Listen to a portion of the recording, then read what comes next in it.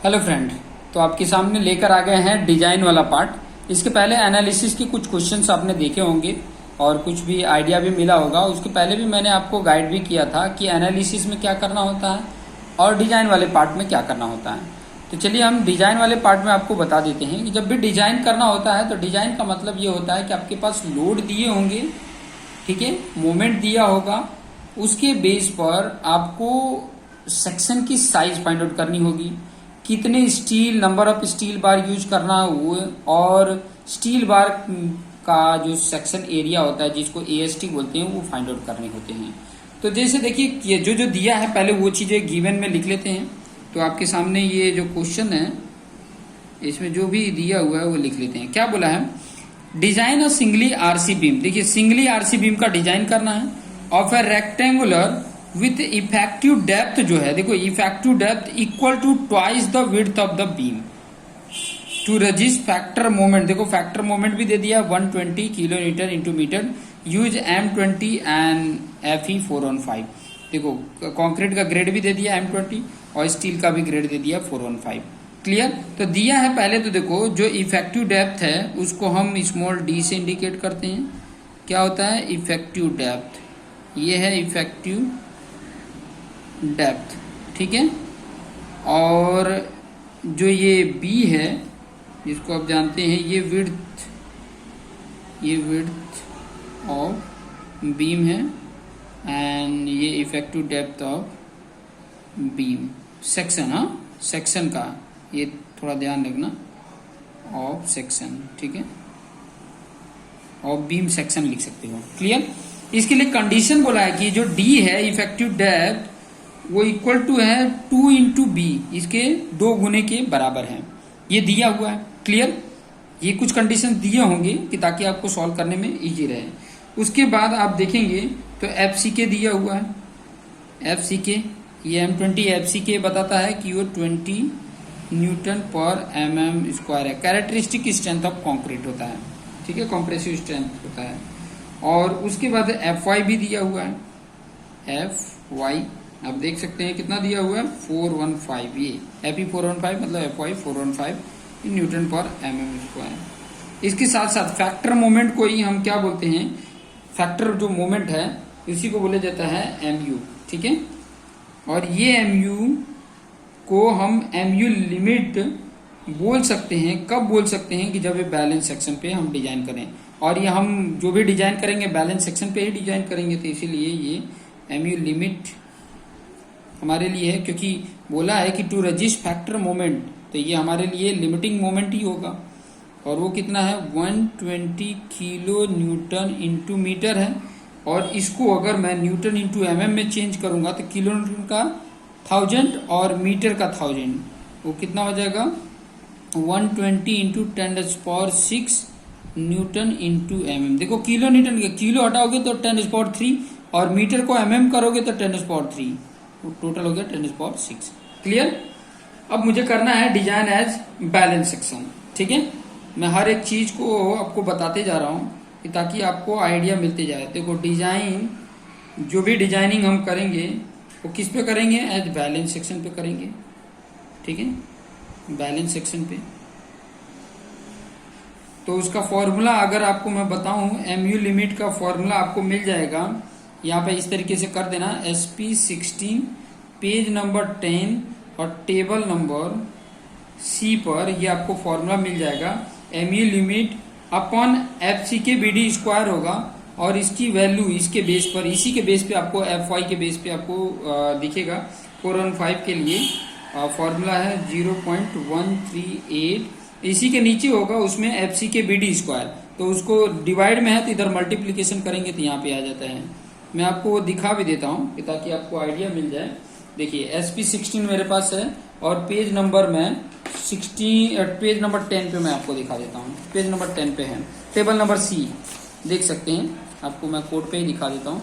ये आपको page number पहले दिखा देता हूँ, देखिए पेज नंबर 10 है और ये टेबल नंबर इसके ऊपर C है, ये देख सकते हैं, ये आपके सामने दिख रहा है। देखिए MU लिमिट अपन FCK BD स्क्वायर है और किसके बेस पे, देखो ये FY की वैल्यू है 250, 415, 500, तो 415 में आपको देखना है MU लिमिट का, तो ये वैल्यू हमारी है देखिए 0.138 और ये जो नीचे यहाँ पर एफसी के बीडी स्क्वायर है जो डिवाइड में है, तो इसके साथ ये मल्टीप्लीकेशन में हो जाएगा।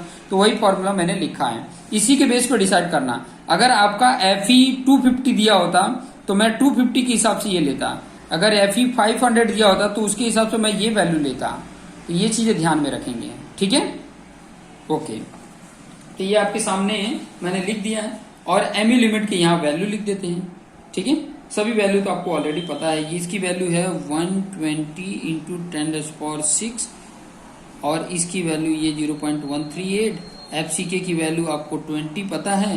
बी को बी ही रहने दो, और जो डी है उसकी जगह पर मैं क्या लिख सकता हूँ, 2b का स्क्वायर। डी की जगह 2b लिखा, उसके ऊपर स्क्वायर था तो इसके ऊपर स्क्वायर लगा दिया, ठीक है। क्लियर हो गया होगा। तब ये b और ये b स्क्वायर कितना हो जाएगा, b क्यू। यहाँ 2 का स्क्वायर 4 हो जाएगा, 4 का मल्टीप्लीकेशन इसके साथ और इसके साथ, फिर इधर डिवाइड करेंगे, ठीक है। तो डिवाइड करने पे आपकी वैल्यू कितनी आ रही है, मैं कैलसी में ऑलरेडी डिवाइड कर चुका हूँ, आप भी डिवाइड कर लेना, पहले इसका फिर इसका, फिर ये 2 का स्क्वायर तो 4 हो जाएगा, मल्टीप्लीकेशन करना और इधर डिवाइड कर देना। तो आपको बी क्यू की वैल्यू आ जाएगा, यहाँ बी क्यू, और इसकी वैल्यू आ रही है 10.86 इंटू 10⁶। और जब ये बी क्यू है तो बी का क्यूब हटाओगे तो यहाँ क्यूब रूट करना पड़ेगा, और क्यूब रूट करोगे तो बी की वैल्यू आ जाती है 221.5 आता है। तो अप्रोक्सीमेट हम वैल्यू ले लेते हैं कितना, 230, ठीक है। 220 भी कम मत है, थोड़ा ज्यादा ले लेंगे चलेगा। 221 है तो 230 तक ले लें। क्लियर, ये बी आ गया। तो डी कितना हो जाएगा, इसका डबल हो जाता है। आपको ऑलरेडी पता है कि ऑलरेडी बोला है कि डी जो है वो बी का डबल है, तो इसका डबल कर दोगे 2 इंटू बी, मतलब 2 इंटू 230, आपकी वैल्यू हो गया 460 mm। क्लियर, मतलब बी की वैल्यू भी मुझे पता चल गया और डी की वैल्यू 460 mm ये भी मुझे पता चल गया। अब मुझे चाहिए क्या, स्टील चाहिए, ठीक है। स्टील कितना है, तो पहले area of steel find out करेंगे। तो यहां पर ऐसे हेडिंग डाल के to find AST, clear, to find AST करेंगे। तो टू फाइंड एएसटी के लिए आपको भी ये चीजें देखनी पड़ेगी। सबसे पहले आप ये फाइंड आउट करोगे MU अपन BD स्क्वायर, ये सबसे पहले आपने फाइंड आउट करना है, MU अपन BD स्क्वायर। ये ध्यान रखना सबसे पहले कि एएसटी फाइंड आउट करने के लिए या तो ये दिया होगा या तो आपको फाइंड आउट करना है। MU मतलब MU लिमिट, हाँ ठीक है, MU अपन BD स्क्वायर। MU की वैल्यू आपको दिया है 120 इंटू 10⁶।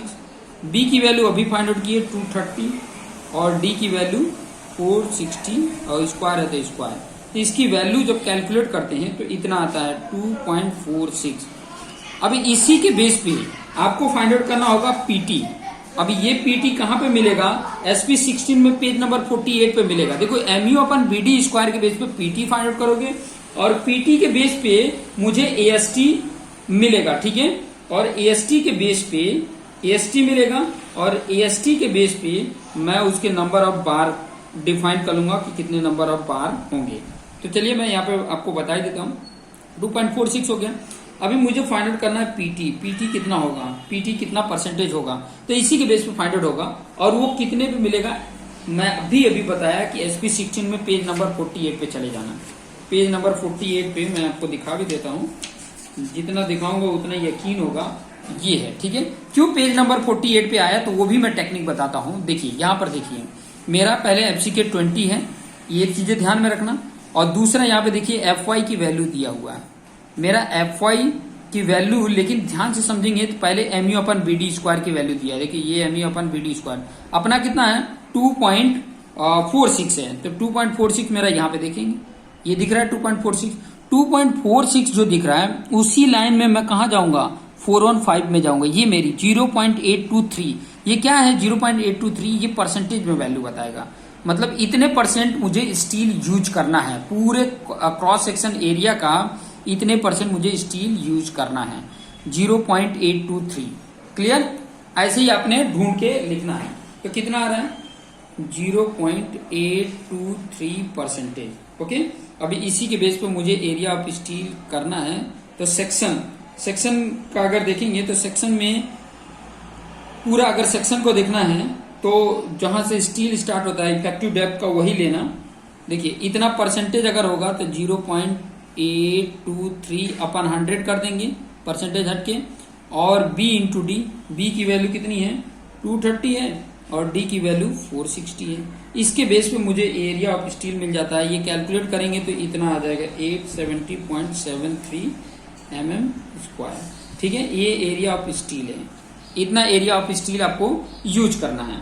अभी ये चीजें इसके बेस पे कितने नंबर ऑफ बार यूज करेंगे, कितने number of steel bar use करेंगे और कितने mm का यूज करना है, ये चीजें फाइंड आउट करने के लिए आपको SP16 का पेज नंबर 229 यूज करना।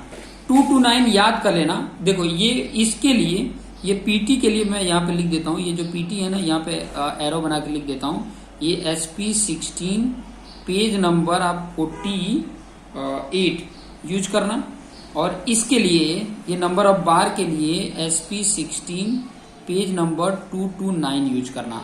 ध्यान रखना, अभी मैं 229 भी ओपन करके दिखा देता हूँ। मैं एक बार दिखा दूंगा तो आपको बार बार वही चीजें, आपको अपने पास कोड है ही है, कोड के हिसाब से उसमें आप वहां पे पहुंच जाएंगे और उसी के हिसाब से सर्च करेंगे। देखिए एरिया इतना है तो इसके हिसाब से ही चलना है। ठीक है, अभी इसके हिसाब से मैंने ऑलरेडी यहाँ पे सिलेक्ट किया था, वो मैंने मार्क भी किया है थोड़ा, तो आपको बता देता हूँ। देखिए मेरा आया था 870 के आसपास, तो आप यहाँ से देखोगे, देखो 16 का देखोगे तो ये 870 मतलब इसका पॉइंट भूल जाना। एक चीज तो याद रखना, क्योंकि ये mm में है, सॉरी ये सेंटीमीटर स्क्वायर में, हमारा mm स्क्वायर में है, तो mm स्क्वायर और ये सेंटीमीटर स्क्वायर है, तो सेंटीमीटर स्क्वायर को mm स्क्वायर में करोगे तो ये पॉइंट हट जाएगा। ये चीजें ध्यान में रखना। तो हमारा 870 आया है, तो 870 देखो ये 8 अगर 4 यूज करते हैं तो 8.04 ही हो रहा है, तो ये कम है, ज्यादा होगा, और ज्यादा बहुत ज्यादा है 10 करते हैं तो ज्यादा हो जाएगा। चलो अगर 18 का मैं यूज करता हूँ तो ये 7.63, 10.17 ये भी ज्यादा हो जा रहा है। लेकिन ये 20 का अगर मैं कर रहा हूँ ना तो देखो 870 से थोड़ा ये नजदीक पड़ रहा है, 940। 3 अगर नंबर ऑफ बार यूज करें 9.42 mm डायमीटर वाला बार का, तो हमारा काम हो जाएगा। मतलब 20 mm, ये देखो ये जो है ना, ये ऊपर लिखा हुआ है, ये उसके डायमीटर बताया हुआ है कि कितने mm का डायमीटर है। तो 20 mm का अगर डायमीटर का यूज करते हैं तो इतना एरिया तक हमारा आ जाता है। ये एरिया है, ये जो नीचे का दिया वो सब एरिया है। और ये पॉइंट भूल जाते हो तो mm स्क्वायर होता है, पॉइंट अगर याद रखते हो तो सेंटीमीटर स्क्वायर में है। ये चीजें ध्यान देना, हमने कैलकुलेट किया है mm स्क्वायर में। तो मेरा 9.42 मैं ले लेता हूं, मतलब 3 नंबर 20 mm डायमीटर का बार का यूज करेंगे, 3 नंबर। ठीक है, provide number of 3 bars of 20 mm diameter. ठीक है, तो ये चीजें हमें पता होना चाहिए। तो ये चीजें हमने नोट डाउन कर लिया। ओके, और यहां पर मैं लिख भी दूंगा, प्रोवाइड 3 नंबर बार और 5 मतलब डायमीटर बताता है, 20 mm लिख दोगे। क्लियर। और ओवरऑल डेप्थ कैपिटल डी भी बताना है तो ये भी बता सकते हो, क्योंकि क्या होता है डी स्मॉल डी प्लस ई होता है इफेक्टिव डेप्थ प्लस ये इफेक्टिव कवर होता है। तो ये 460 है और इफेक्टिव डेप्थ अप्रोक्सीमेट 40 ले लेंगे, 40 या 50 ले लेते हैं, तो दोनों को ऐड करोगे तो 500 के आसपास mm इतना ओवरऑल डेप्थ आ जाता है। तो ये चीजें मुझे कैलकुलेट करनी होती है डिजाइन में, ये चीजें थोड़ा ध्यान में रखेंगे तो आपके लिए हेल्दी हो जाएगा। हर प्रकार के न्यूमेरिकल को ले आऊंगा, क्योंकि अलग अलग डिफरेंट तरीके से क्वेश्चन पूछता है। ठीक है, तो उस क्वेश्चंस को किस तरीके से सॉल्व करना है, क्या पूछा है, वो इंपॉर्टेंट ध्यान में रखना है। ठीक है, जैसे यहाँ पे डिजाइन करने के लिए बोला, मोमेंट दिया था, कुछ कंडीशन दिए थे, उसके बेस पे हमने ये फाइंड आउट कर लिया उसके सेक्शन का डिजाइन और प्लस सेक्शन की साइज और उसके साथ साथ एरिया ऑफ स्टील और उसके साथ साथ हम कितने नंबर ऑफ स्टील प्रोवाइड करेंगे, वो चीजें हमने यहाँ पर देख लिया। ठीक है, नेक्स्ट क्वेश्चन हम देखेंगे कि किस टाइप का क्वेश्चन आ रहा है। ओके, तो आप देखते रहिए, आपको कोई अगर डाउट होता है तो जरूर कमेंट करके बोलिएगा। Thank you.